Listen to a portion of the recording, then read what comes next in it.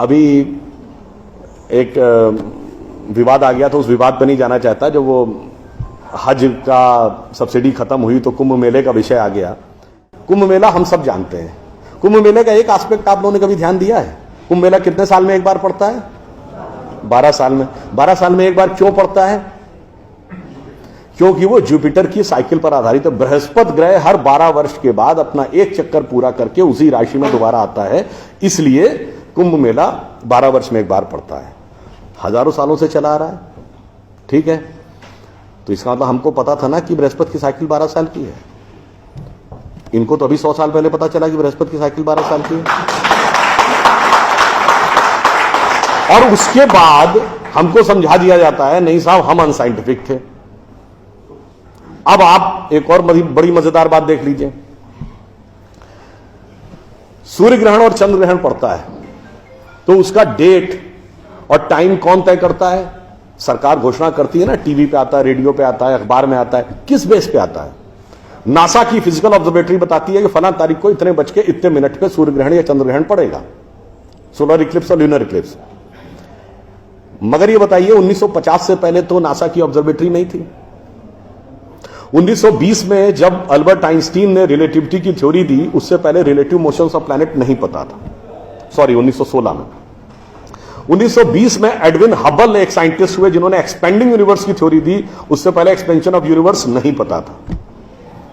1900 में max Planck scientist हुए जिन्होंने लाइट की क्वांटम की थ्योरी दी, फोटॉन्स वाली, उससे पहले प्रोपोगेशन ऑफ लाइट ही नहीं पता था। 1897 में जे टॉमसन ने इलेक्ट्रॉन खोजा, उससे पहले आप मानते थे एटम अनडिविजिबल है। और 1633 में आप ये कहते थे, गैलीलियो को फांसी दे रहे थे इस बात के लिए कि उसने कहा सन रिवॉल्व्स राउंड द अर्थ गलत है। तो भैया आप 380 साल चल के जहां पहुंचे हैं, हमारा पंचांग तो युधिष्ठिर के जमाने से एज इट इज चला आ रहा है 51 साल। मतलब ये लॉजिक नहीं है, ये तो साइंटिफिक। फिर भी हमें समझाया जाता है कि साहब जो हमने सोचा उस सब हम अनसाइंटिफिक थे, हम गलत थे। बड़ी मजेदार बात है। इन ए स्पैन ऑफ लिविंग जनरेशन, 50 साल में देखिए ये जो अर्बन नक्सल्स थे उन्होंने हमारे दिमागों में क्या क्या भरा और फैक्ट क्या था। 50 साल पहले जिस जिस चीज का मजाक उड़ाया गया वो चीज आज ठीक उसके उलट हो गई। 50 साल पहले कहते थे अरे यार ये अगर खेती करनी है तो mechanise farming, chemical fertiliser use करो। गाय के गोबर से कोई खेती होती है? आदमी चांद पे पहुंच गया, तुम गाय के गोबर पे पड़े हो। आज नहीं, ऑर्गेनिक फार्मिंग की तरफ जाओ। 50 साल पहले क्या कहते थे? अरे भाई ये जड़ी बूटियों फल पत्ती खाने से कोई इलाज होता है? नीम हकीम खतरा है जान। खाना है तो नई दवाएं खाओ, क्लोसिन, मेटासिन, टेरामाइसिन।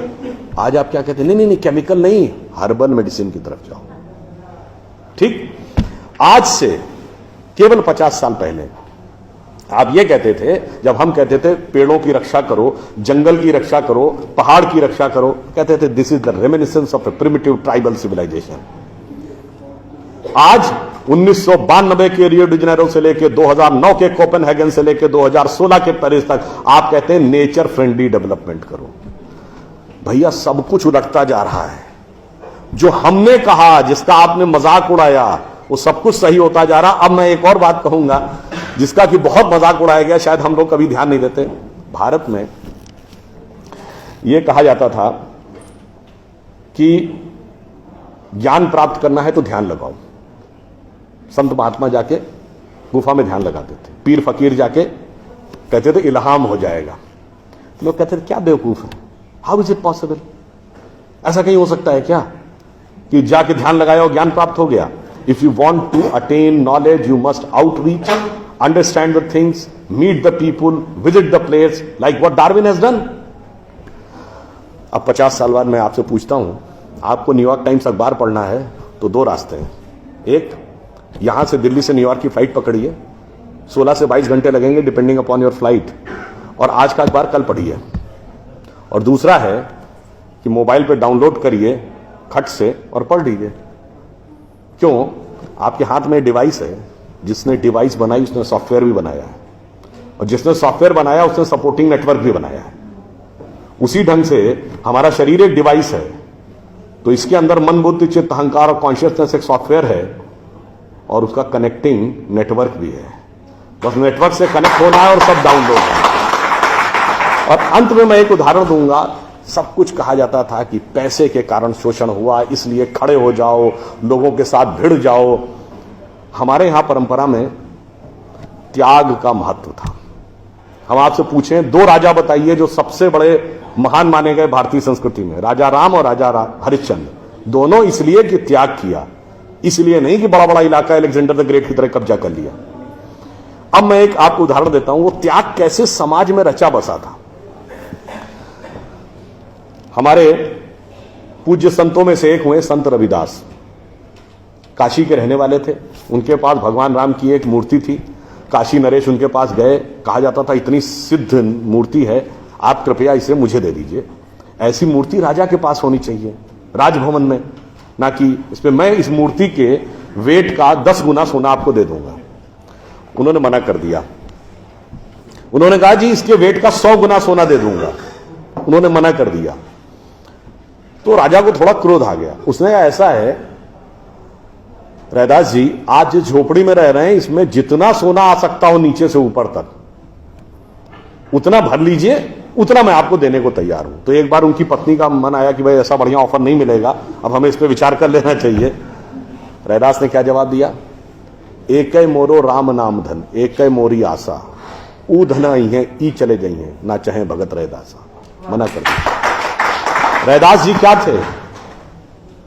वो जूते बनाते थे, आज की परिभाषा के अनुसार दलित थे। अब आप आइए, संत कबीर जुलाहा थे, आज की परिभाषा के अनुसार ओबीसी। जब उनके बेटे ने भगवान के भजन के बजाय पैसा कमाना शुरू किया तो कबीर ने क्या कहा? उनके बेटे का नाम था कमाल। उन्होंने कहा बूढ़ा वंश कबीर का, उपजा पूत कमाल, और हरि का भजना छोड़ के घर ले आया माल। यानी उन्होंने उसको डिस्कार्ड किया। आप त्याग में रह के दिखाएंगे। अब आप आइए, मीराबाई राज परिवार की थी आज के हिसाब से, फॉरवर्ड। और उन्होंने क्या कहा? पायो जी मैंने राम रतन धन पायो, और जन्म जन्म की पूंजी पाई बाकी सबे लुटायो। उन्होंने भी पैसे की तरफ नहीं देखा। और अंत में ये सब एक ही कंटेम्परेरी है, तुलसीदास जिन्होंने रामचरितमानस लिखी, वो ब्राह्मण थे, फॉरवर्ड आज के जमाने के हिसाब से। कहा जाता अकबर उनके पास गए। अकबर ने कहा कि आप हमारे दरबार में आकर स्थान ग्रहण करिए, हम आपको 60,000 की मनसबदारी देंगे। उस जमाने में मनसबदारी एक रैंक होती थी। तो जैसे 40,000 की मनसबदारी वॉज मैक्सिमम, 60,000 का मतलब हुआ कि राजा के बाद सबसे बड़ा स्टेटस आपका होगा। तो तुलसी ने क्या जवाब दिया? हम तो सेवक राम के हियो धरे दरबार, हमारे तो हृदय में भगवान राम का दरबार धरा हुआ है। तुलसी का अब होएंगे नर के मनसबदार। ये मैंने क्यों बताया? जो बातें ये अर्बन नक्सलिस्ट समझाते हैं कि शोषण किया गया, कैपिटलिज्म किया गया, अगर मार्क्स ने कहा धर्म एक अफीम है जो गरीबों को पिला दी जाती है ताकि अमीर उस पर हुकूमत करता रहे, पर यहां ऐसा नहीं था। मैंने दिखाया समाज का निचला वर्ग हो, मध्यम वर्ग हो, उच्च वर्ग हो, राज करने वाला वर्ग हो, सबने कहा जो त्याग करेगा वो महान होगा। इसीलिए हमारे यहां महात्मा गांधी महान हुए, ना कि प्रधानमंत्री रहने वाले नेहरू महान। तो इसलिए मैं अंत में ये कहूंगा आप सभी लोगों से कि ये जो मायावी रावण साधु का वेश बना के आता है, सूक्ष्म दृष्टि से इसको समझिए और आश्वस्त रहिए कि वो चाहे कितना भी मायावी हो, अंत में विजय हमारी ही होगी, क्योंकि हम आज दुनिया के यंगेस्ट नेशन है। जैसा अभी नलपत जी ने कहा ना कि भाई people like us we are in minority. हम देश दुनिया के सबसे युवा देश हैं, यह सत्य है, मगर यह अर्ध सत्य है। हम सबसे युवा देश और सबसे प्राचीन सभ्यता है। We are the youngest nation and the oldest civilisation. तो एक गौरवशाली हमारा भूतकाल है और एक शानदार भविष्य है जो हमारी प्रतीक्षा कर रहा है। बस बीच के इस माया के प्रपंचों को से हम बचे रहें तो कहीं कोई संदेह नहीं है। एक पंक्ति कहकर समाप्त करूंगा कि गौरवशाली था भूत, भविष्य भी महान है, अगर संभालें आप उसे जो वर्तमान है। धन्यवाद।